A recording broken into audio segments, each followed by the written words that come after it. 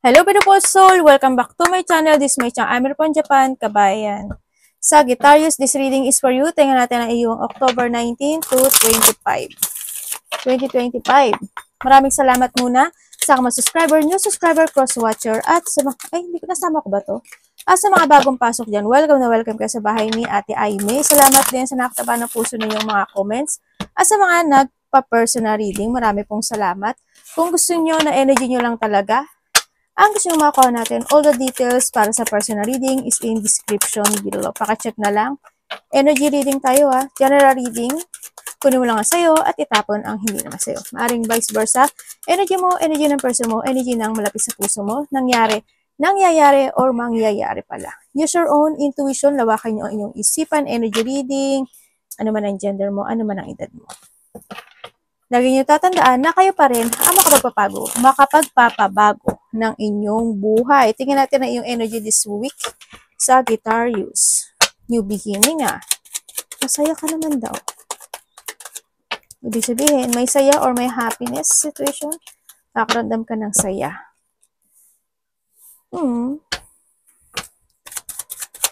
Energy niya this week.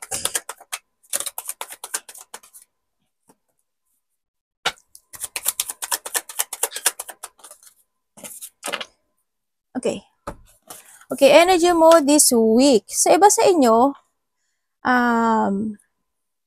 may isang sitwasyon sa buhay mo na magtatapos. Happy ang nakikita ko sa iyo dito There's a happy situation. Pero this week din, ang nakikita ko sa iyo ay maaring kayo is busy. Yan, magiging busy yung iba. Iba dito may mga celebration na magaganap. Pwedeng may birthday, pwedeng may mga isi-celebrate, ganyan. Makakaramdam ka ng happiness this week sa iba sa inyo. Meron din ako nakikita dito na meron ka daw sitwasyon na inumpisahan pero hindi natapos. Hindi ko alam ano yun. Pwedeng trabaho, pwedeng relasyon, pwedeng gawain sa bahay, pwedeng ganun. Meron daw. Na kailangan mo daw gawin. Sabay ganun. Yun. No? Yung iba naman sa energy nyo, may mga magkakaroon ka na pagpapaliban. May pagpapaliban ako na nakikita sa iyo. Baka may pagpapaliban ka o pinagpapaliban. Sa iba sa inyo, pabago-bago isip nyo, no? Pabago-bago isip nyo. Siguro, halimbawa, gagawin ko, bukas na lang. Gagawin ko, pero hindi matatapos, gagawin ko. Pwedeng ganon. Or maybe may mga sitwasyon ka na iniisip pero nagbabago yung isip mo. Pabago-bago yung isip. Yun na nakikita ko sa iyo na energy.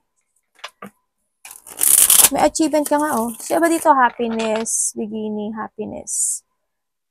Abundance is coming also, no? Yung iba sa inyo, hindi ko lang alam why, pero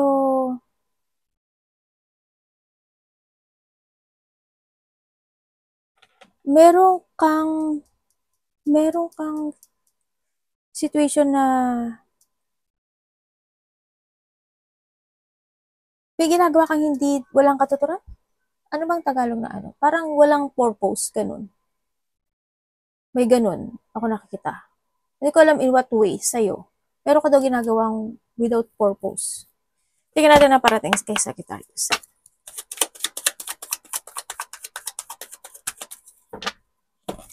Parating.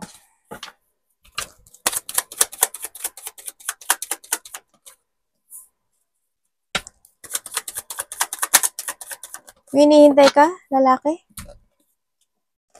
Uy, pareho kayo ano ba to? Partner mo to? Pwedeng karelasyon mo. Kasi same energy, pwedeng karelasyon mo. Or, baka related ka kay same Aries, Leo, Sagittarius. Kasi same siya O kung ano mang element ang meron ka.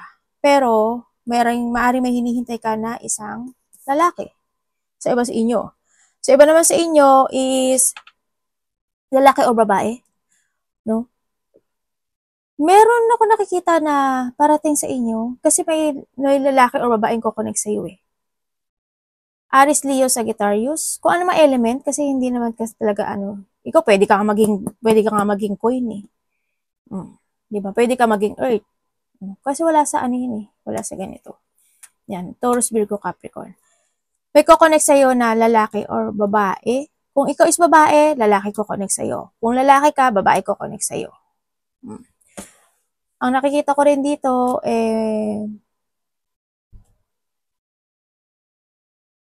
ay, pangit ah. May hihingi sa'yo ng tulong. Or, ikaw ang hihingi ng tulong. Or, may hinihintay ka na lumapit sa'yo. Or ikaw, hinihintay ka ng tao na to na lumapit ka sa kanya. Parang ganun ang nakikita ko dito. Ang parating din sa'yo, basta may pagtulong, may tulungan or may pagtulong. Pwede ikaw ang tutulong or may hihingi ng tulong sa'yo or ikaw ang hihingi ng tulong. Vice versa mo.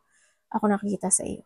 Also, ang nakikita ko parating sa iyo is may mga kikimkimin ka daw na feelings or actually makimkimin ka naman talaga.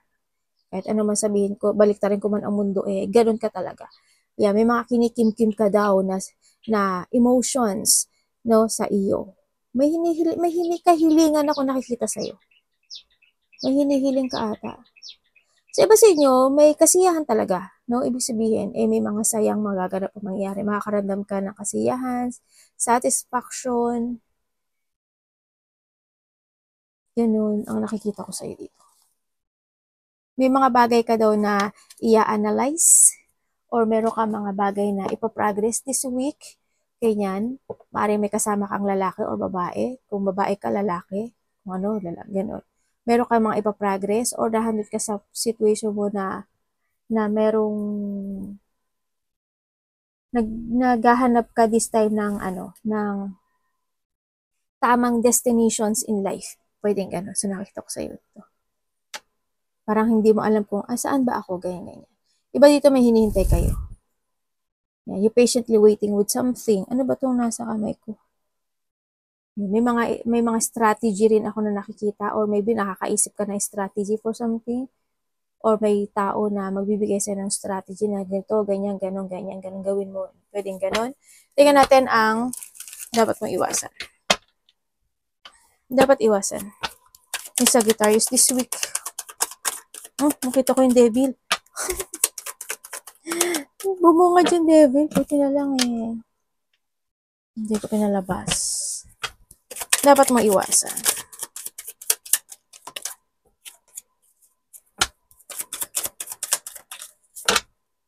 Oo nga naman.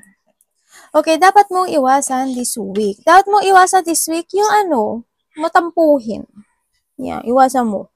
Kasi iba dito matampuhin. Ganyan. Iwasan mo na lang yun, no? Huwag ka masyadong matampuhin. Kasi, huwag masyadong, immature. Joke. Or being immature, ganyan. Or mga tao na immature, syempre, iwasan mo yun. Iwasan mo na hindi ka mag-keep ng money. Kasi iba sa inyo, wala kayong trabaho. O, yung iba sa inyo, walang ipon. Sana may trabaho kayo lahat. Diba? Iwasan mo hindi ka magkakapag-umpisa ng beginning sa iyo. Huwag kang malito kasi nandito ka sa point na nalilito ka. Kumbaga, kung may trabaho ka, maaring wala kang ipon. Diba? Sana lahat kayo may trabaho. Yan. Iwasan mo maging pasaway, mahata ka ng nakaraan, maging pabaya, mag-aling-lang ka sa mga gusto mong gawin in life, ganyan. Or umpisahan, simulang muli, umpisahan, ganyan. Huwag ka mag-aling-langan. Pagdadahan yung kakayahan mo. Yan, iwasan mo. Iwasan mo ma-imbalance ka. Iwasan mo yung mga tao na hindi kayo compatible or hindi kayo same page, ganyan, mga karoon ng puot, galit, tampo, or kawalan na pagkakasundo o pagkakaisa with someone, mga conflict, umiwas ka na lang hanggat maaari, diba? Or yung ikaw mismo gumawa ng conflict, umiwas ka, diba? Iwasan mo na hindi mo alagaan din yung sarili mo. Sinasabi dito na kailangan mo balansehin yung makinakain o iniinom mo. Ganyan. Alagaan at pahalagahan mo rin yung sarili mo. May mga bagay na kailangan mo na mag-start muli o kailangan ng lakas ng loob. Huwag ka mapanghinaan ng loob, ha? Yan. Iwasan mo, being, either mga tao na possessive or ikaw mismo maging possessive. Yan. yung being na yung mga taong demanding, o ikaw is maging demanding, mga ganun. Mag-isolate sa sarili, iwasan mo rin yun, huwag kang isip ng isip. Hindi makakatulong sa ano mo yan, mental health mo. Tingnan natin ang iyong kaperahan. Kamusta yung money ni Sagittarius? Wala nga, sinabi na nga dito, walang ipon. O, di ba, devil na naman? Alagaan niya yung money niyo. Money. Ba't ka palabas na labas, devil? Kamusta po yung money niya?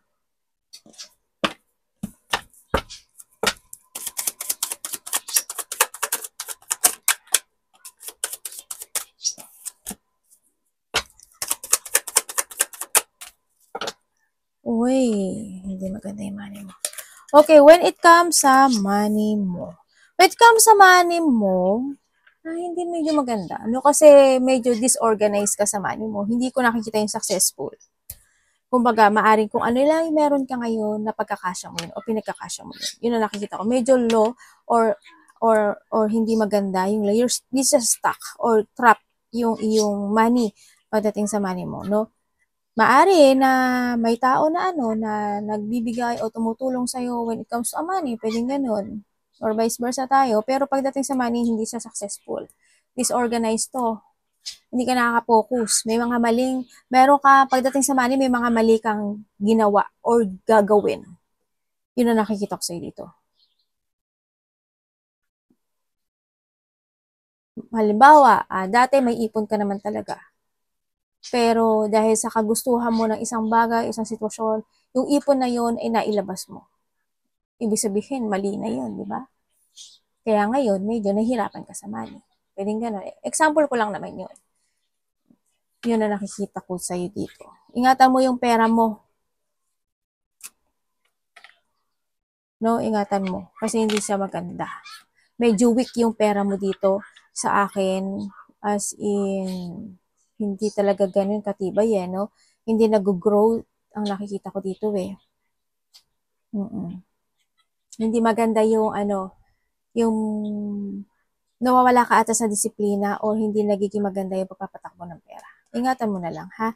Para hindi ka mag-miss. Hindi mahirapan sa mga susunod. Okay. Okay, dito sa sitwasyon mo, iba sa inyo is, andito yung, because of the pride. Because of the pride, maaring may mga bagay o sitwasyon ka na dinesisyonan o didesisyonan. Pwedeng ganun. Yan, magkakaroon. Parang maralaman mo, maiisip mo yung self-worth mo ay halimbawa sa trabaho o kaya sa relasyon ay hindi naman ako ganun. Kumbaga, ang baba nung, halimbawa lang ang baba nung sahod mo. Parang mararamdaman mo o makikita mo sa sarili mo, ay, worth it ko naman siguro na sumahod ng mataas. And then, this time, maaaring mag-decide ka and mag-focus ka sa goal mo. O pwede ka umalis o umalis ka. Diba? Maaaring ganun. Maaaring nag-focus ka sa ibang goal this time. Maaaring ganun. Na may mga, pwedeng ito is, iba sa inyo kasi dito, pwede kayong maging boss. No? Na may mga tauhan. Pwedeng ganun. O may mga, mag-manage ka ng mga tao. Pwedeng ganun. No, maaring kung wala ka pa noon, maaring handun yung thinking about situation. Pwede rin na kung sa trabaho mo o sa relasyon mo, may mga wino-worried ka. Diba? Maaring kung sa relasyon mo, nagkakaroon ng third party. Pwedeng ganun. Pwedeng sa karelasyon mo, ay sa trabaho mo, o may mga tao na nakapagbibigay sa'yo ng stress, anxiety, depression, or maybe your boss, diba? Kasi hindi naman, parang ginagawa mo naman yung lahat, pero maaring mababa pa rin yung sahod mo, pwedeng gano'n sa iba. Diba? Sa iba naman sa inyo is meron kayong tatahakin na isang sitwasyon in life. Yan. Maaring magbabago kayo ng trabaho, may mga magpapasok ka na sa ibang trabaho, pwedeng gano'n, o sa isang relasyon, ganyan. Magkakaroon ng mga collaboration, pag-uusap, or sa iba dito is enhancement. Pwedeng papalawakan mo pa yung kaalaman mo sa iba sa inyo. Kanya may mga pag-aaralan ka, may mga iisipin ka na sitwasyon. Sa iba sa inyo, maaaring pagising-gising kayo sa gabi o nagigising kayo sa gabi. Maaaring nagkakaroon kayo ng nightmare o nagkakaroon kayo ng panaginip, ano. Sa iba sa inyo rin is, may mga expectation kasi kayo no.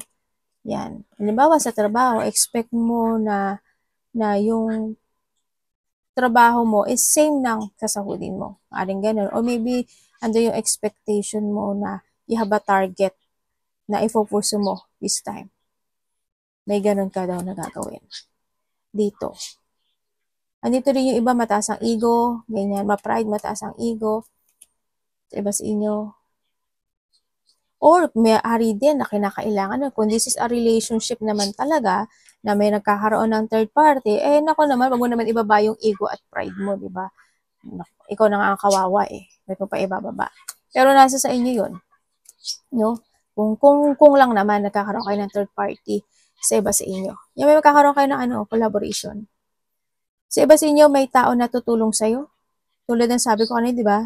Yan, may mga pagbaback up situation. Maaring halimbawa naman, we come sa backup. Halimbawa, meron kang trabaho, pero meron ka pang pinagkakakitaan. Pwedeng gano'n. Or maybe you're thinking about doon na may trabaho ka, pero meron ka pang iniisip na gusto mo pang kumita. Maaring nag-iisip yung iba ng gano'n, no? Sa iba sa inyo. I-pursue nyo yun, pwede kayo mag-success. Kasi nandito sa si crown. Iba dito, pwede kayong maging, leader, a boss, ganyan. Ang nakikita ko dito, may mga negosyo na pwede kayong pasukin sa nakikita ko dito. Yan, may mga tauhan. Kumbaga, you will become a boss. You have, meron kang ability na maging boss or a leader. Yan, meron kang ganyan. Power. Sa nakita ko sa'yo dito. May mga bagay ka na inaalala, no? Yan, baka yun sa pera mo, inaalala mo to. May mga bagay na nakapagpapahatak sa'yo sa nakaraan. Dito. May mga sitwasyon din na nagsasuffer ka. Yan. Kung ano mga, so ang aspeto ng buhay mo yan, maring depression, there's a burden, maring gano'n sa iba. O na-stress ka lang. Mga gano'n. May mga sa iba naman yan sa inyo na may mga sitwasyon na napofocus ka sa nakaraan, sa painful, maring gano'n. Kung ano mga aspeto ng buhay mo yan. Arigato namaste, God bless.